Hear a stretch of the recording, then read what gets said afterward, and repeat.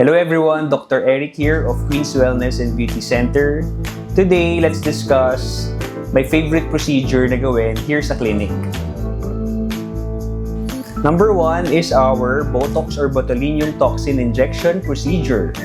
It's a quick and safe procedure that will make you look younger by smoothing the wrinkles and fine lines of your face.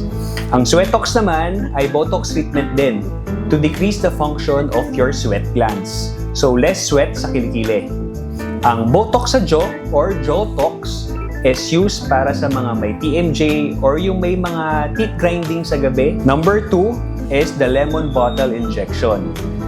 This injection will instantly melt your stubborn fat, especially sa double chin, sa arms, sa abdomen, and sa love handles.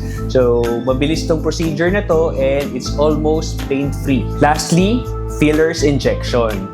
We can put fillers sa lips to make it more plumpier and more kissable. Pwede rin maglagay ng fillers sa jaw para mas defined ang jawline mo. And also for the under eyes para hindi ka na magbukang parating pagod.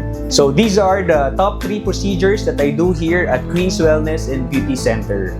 Book your appointments at their social media accounts and see ya!